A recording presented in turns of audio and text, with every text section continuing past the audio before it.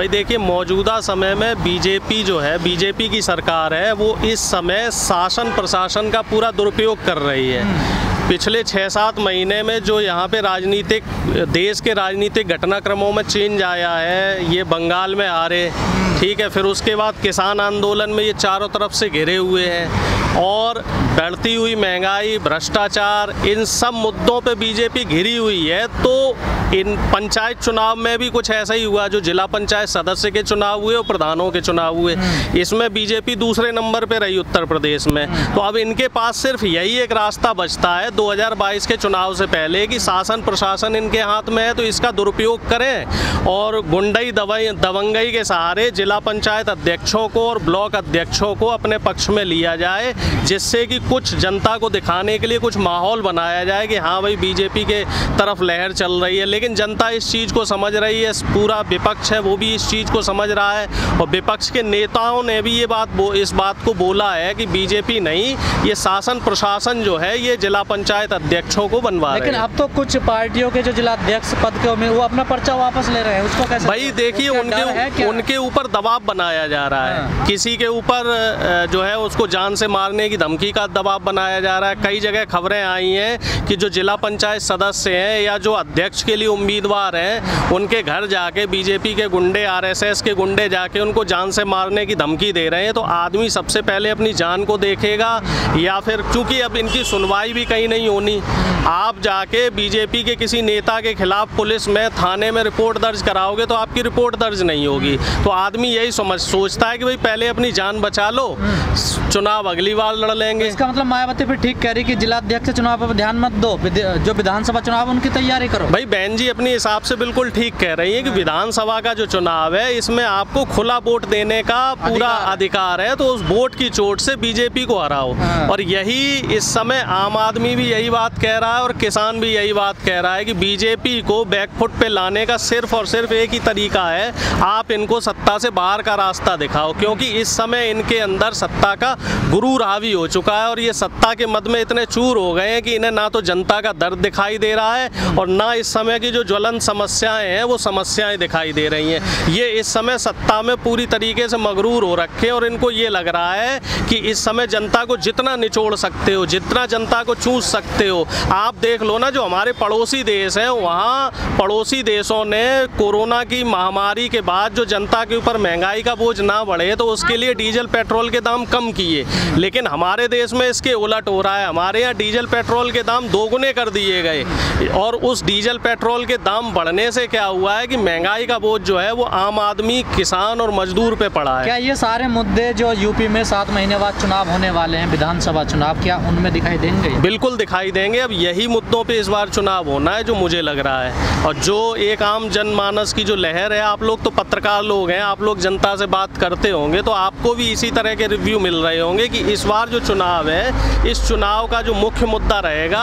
वो बेरोजगारी रहेगा, और मुख्य मुद्दा जो इसमें रहेगा वो बढ़ती हुई महंगाई रहेगी, और जितना ये भ्रष्टाचार बीजेपी कर रही है। ये जो 3 मुद्दे हैं, ये मुझे लग रहा है इस बार उत्तर प्रदेश में मुख्य मुद्दे रहेंगे। टीवी चैनल तो कह रहे हैं हिंदू धर्म खतरे में है, धर्मांतरण। टीवी चैनल को ये सब दिखाने के लिए पैसे मिलते हैं, वो तो सब इस समय जो है सरकार के पास गिरवी रखे हुए हैं, और सरकार इस समय पूंजीपतियों के हाथ में है। तो सब सिस्टम ये जो है मिली भगत चल रही है, पूंजीपतियों की, बीजेपी की सरकार की और टीवी चैनलों की। टीवी चैनल कभी गरीब आदमी और आम आदमी की बात को नहीं दिखाएगा, ये सिर्फ वही चीज़ दिखाएगा जो उधर गृह मंत्री या प्रधानमंत्री या बीजेपी के कार्यालय के तरफ से जो रिपोर्ट आती है, वही उसी चीज़ को ये लोग दिखाते हैं। तो जनता भी तो ऐसी देखना चाहती है ना? नहीं, जनता नहीं देखना चाहती। अगर जनता ये सब देखना चाहती तो बंगाल में सत्ता परिवर्तन नहीं होता। और जो जिला पंचायत सदस्य के अभी चुनाव हुए और प्रधानी के जो चुनाव हुए हैं, इसमें बीजेपी को करारी हार का सामना करना पड़ा है। तो कहीं ना कहीं जनता परिवर्तन चाह रही है, क्योंकि जनता इनसे पिछले 7 साल में त्रस्त हो चुकी है, क्योंकि इनके वादे कुछ और थे, और इनकी जो कथनी थी कि वे आम आदमी के लिए काम काम करेंगे। और जो काम कर रहे हैं वो कर रहे हैं सिर्फ एक व्यापारी वर्ग, जो कहते हैं ना पूंजीपतियों के लिए, उनके लिए काम कर रहे हैं। तो जनता इस बार इनको सत्ता से बाहर करने के मूड में है। परिवर्तन होगा यूपी? निश्चित परिवर्तन होगा, 100% परिवर्तन होगा। और आरएसएस के खुद के अपने जो सर्वे हैं, वो सर्वे भी ये कहते हैं कि बीजेपी को मौजूदा हालात में अगर चुनाव हो जाए तो 90 से 95 सीटें मिलेंगी। और बीजेपी में इस समय जबरदस्त अंतरकलह चल रहा है। और एक धड़ा बीजेपी का ऐसा है जो योगी जी के खिलाफ है, और हो सकता है आने वाले 1-2 महीने में वो कुछ विधायक जो है वो बीजेपी से बगावत भी कर दें। तो जा तो रहे हैं इधर धीरे धीरे वो घर समझा तो रहे हैं, धीरे धीरे टूट फूट हो रही है। वो समंदर, जब कोई जहाज डूबने वाला होता है तो धीरे धीरे उसमें से जो जानवर हैं वो धीरे धीरे निकलना शुरू करते हैं। तो बीजेपी में अब कलह शुरू हो चुकी है। तो क्या जाति धर्म हिंदू ये फैक्टर नहीं चलेगा इस बार? नहीं, ये फैक्टर नहीं चलेगा, और ना ही कभी ये फैक्टर चला है। जो अपने देश में या प्रदेश में जब भी चुनाव हुए हैं तो मुद्दों पे चुनाव हुए हैं। हाँ, ये देश का दुर्भाग्य है कि बीजेपी मुद्दों को लेकर सत्ता में आई, और सत्ता में आने के बाद इन्होंने देश को जाति और धर्म में और संप्रदाय में तोड़ने की कोशिश की।